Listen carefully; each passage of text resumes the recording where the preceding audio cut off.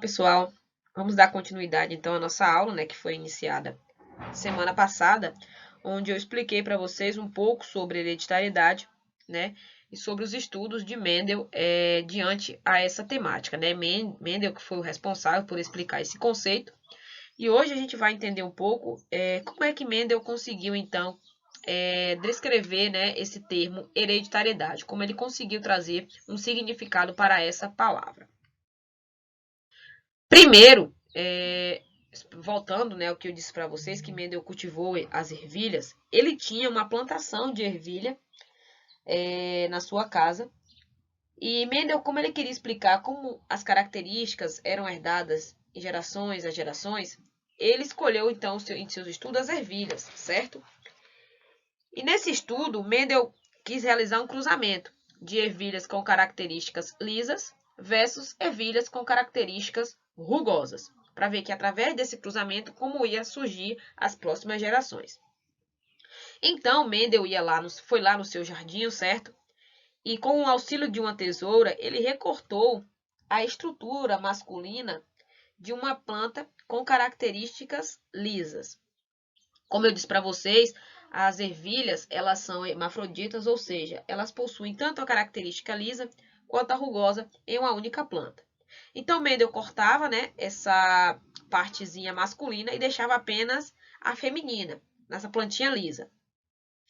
Após esse momento de corte, o que é que Mendel fazia? Ele ia com o pincel em uma planta de característica rugosa e colhia toda a partezinha masculina dessa planta.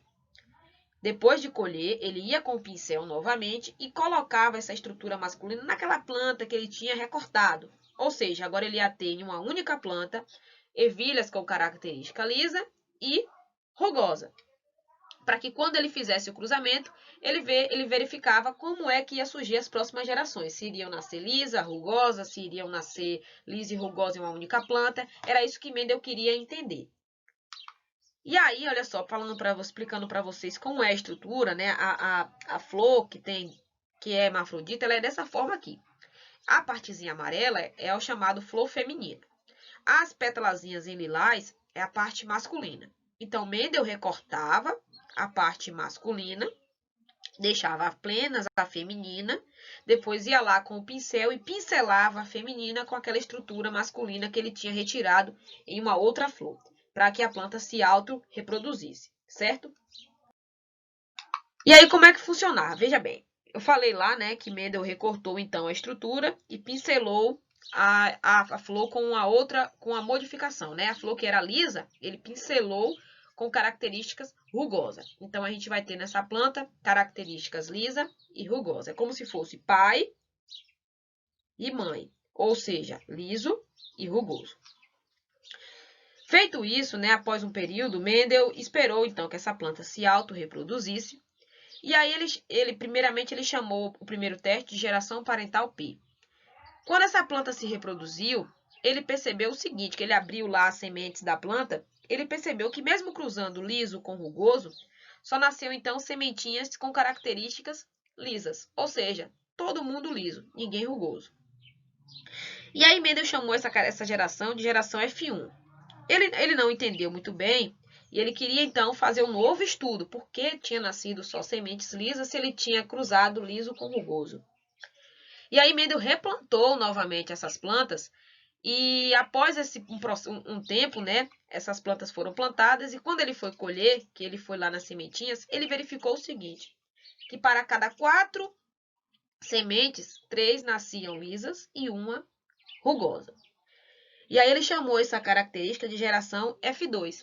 Ou seja, Mendel entendeu o que com isso aqui? Ele entendeu o seguinte, que mesmo que você tenha, por exemplo, você faça uma plantação de características diferentes, ela pode nascer com uma única característica. Ou seja, se você mistura liso com rugoso, só vai nascer liso, porém a sementinha rugosa ela vai estar ali, ela só não consegue se manifestar. A característica lisa conseguiu sobressair pela característica rugosa, porém a rugosa ainda está ali, só não consegue se manifestar. É tanto que a rugosa aparece novamente na geração F2. É como se fosse o pai, a mãe, certo? A gente tem o pai e a mãe. Eles vão ter um filho, certo? E esse filho vai aparecer agora com características apenas do pai. Porém, ele tem característica da mãe, só que está na forma interna, que a gente não consegue ver a olho nu. Mas se eles tiverem um outro filho, esse filho pode herdar a orelha da mãe, mas o nariz do pai. Ou seja, agora consegue manifestar as características do pai e da mãe. É assim que aconteceu com as ervilhas, certo? No primeiro momento, aquela característica rugosa ela ficou escondida, mas no segundo momento de estudo, ela apareceu. Por quê? Porque ela sempre esteve ali, ela só não se manifestou. E aí Mendel fez dessa forma aqui, né? Ele cruzou liso com rugoso, só deu liso. Ele cruzou liso com liso, a gente teve 75% de liso, ou seja, 3 lisas, e 25 rugosa, uma só rugosa. É como eu disse, a gente tem aqui agora características que não se manifestou anteriormente, como é a rugosa, que se manifestou agora. E aí ele dividiu em 3 categorias, né? Vamos lá. Primeira geração parental, depois geração F1 e depois geração F2. Então, o que é que a gente pode compreender, né? Que os filhos herdarão dos pais apenas um gene de cada característica. Ou seja, como eu disse para vocês, muitas vezes um filho vai nascer apenas com a característica do pai, mas um segundo filho pode nascer característica da mãe e do pai, igual acontecia com as ervilhas. E aí Mendel usou, né, aquelas características que ele conseguiu identificar para fazer as interpretações. E ele interpretou da seguinte forma. Ele chamou, então, a característica lisa de dominante, certo? Por quê? Porque ela dominava tudo. Ela conseguia aparecer sempre. E a azinho, a pequenininha, ele chamou de recessiva, porque só aparecia em vez em quando. E aí ele falou o seguinte, que vamos colocar a letra, né? Quando a semente for lisa, ela vai ser chamada de azão, azão, ou azão, azinho. Sempre que a letra maiúscula surgir na frente, é porque a característica que está prevalecendo é a característica dominante.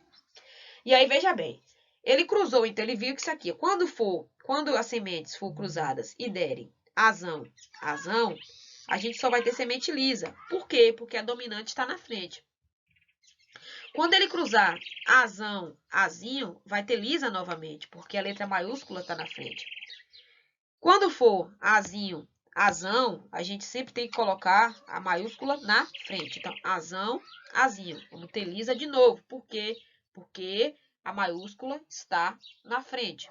E quando a gente cruzar azinho, azinho, aí vai ser rugosa, porque a gente só tem letra minúscula. Então, sempre que tiver letras maiores na frente, é dominante.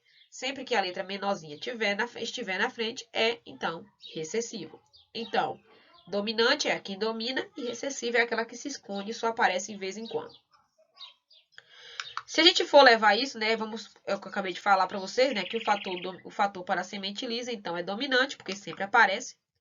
E a semente rugosa seria, então, o fator recessivo, aquela que aparece de vez em quando. E aí, né, o que Mendel entendeu aqui? Vamos ver. Vamos estudar agora, levando esse conceito para a partezinha do estudo seres humanos. Vamos sair das ervilhas e vamos para o ser humano. Quando se pergunta, por exemplo, qual a probabilidade de nascer um descendente com olhos azuis quando os pais possuem olhos castanhos? Veja bem, se os pais eles possuem olhos castanhos, então o pai é azão e azinho, certo? O pai é azão e a mãe também, azão, azinho. Eles carregam o gene azão, azinho. Só que eles querem saber qual a probabilidade de terem um filho com olhos azuis, certo? E aí, veja só. Aqui nesse quadro, eu tenho o pai, azão, azinho, a mãe, azão, azinho. Veja que azinho é para olhos azuis. Então, tanto o pai quanto a mãe carrega esse gene de olhos azuis. Porém, como ele é recessivo, ele não consegue sobressair. Então, os pais nasceram com o olho castanho, porque quem é dominante é o azão. E aí acontece o seguinte, veja bem. A gente tem aqui esse estudo. Vamos identificar o seguinte. Os pais, vamos ter o primeiro filho aqui, se o pai tentou com a mãe realizar o processo de reprodução sexuada, certo? Então, a gente teve um cruzamento, pai e mãe. Se eles tiverem um filho e o filho for herdar o gene azão, azão, o filho terá olhos castanhos, porque o dominante é o maiúsculo que está na frente. Se eles tiverem um outro filho, uma outra tentativa, e o gene que eles conseguiram obter for azão, azinho, os filhos também terão olhos castanhos. Se novamente tentou azão, azinho, olha, veja que por mais que o azinho seja na frente aqui, a gente não consegue pegar eles, por quê? Porque o maiúsculo sempre tem que vir na frente. Então, se for azão, azinho, olhos castanhos. Se for azinho, azinho, aí sim, terá olhos azuis. Então, a única probabilidade desses pais terem um filho com olhos azuis é quando a gente tem um cruzamento de azinho, azinho. Por quê? Porque o gene que o pai e a mãe carrega é o dominante, sempre está na frente. Então, para que tenha assim, um filho com olhos azuis, é necessário que ocorra, então, azinho, azinho, certo? Eu espero que vocês tenham compreendido esse conceito, né, que foi o estudo de Mendel, como é que Mendel conseguiu explicar a hereditariedade. Foi justamente nesse processo. Mendel explicou o conceito de hereditariedade através das ervilhas. Foi nas ervilhas que ele viu que hereditariedade é isso. São características que são carregadas no decorrer das gerações pelo processo de reprodução. Certas características elas são levadas, às vezes ela se manifesta, às vezes não. Quando ela não se manifesta, não quer dizer que a criança não carregou característica dos pais. Ele carregou. Porém, essas características, elas estão escondidas, certo? Mas no momento elas irão aparecer, correto? Como aconteceu nas ervilhas. E assim a gente explicou também no conceito de olhos. Por exemplo, por mais que os pais carreguem olhos castanhos, eles têm o gene do olhos azuis dentro deles, certo? Só que para que a criança consiga ter o olho azul, é necessário que o recessivo ele seja cruzado com o recessivo, azinho, azinho. Enquanto tiver azão na frente, a criança nasce com olhos castanhos. A partir do momento que tenha o cruzamento de azinho, azinho, durante o processo de reprodução, que a criança consiga levar o gene do pai azinho e da mãe azinho, aí sim ele vai ter então olhos azuis. Esse conceito de gene a gente vai estudar na próxima aula, que é quando eu vou explicar para vocês o surgimento da genética, certo? E a gente vai entender um pouco de gene, DNA, cromossomos. Aí vocês irão compreender como é que acontece essa transmissão do gene no processo de reprodução, ok? Até o próximo encontro. Muito obrigada.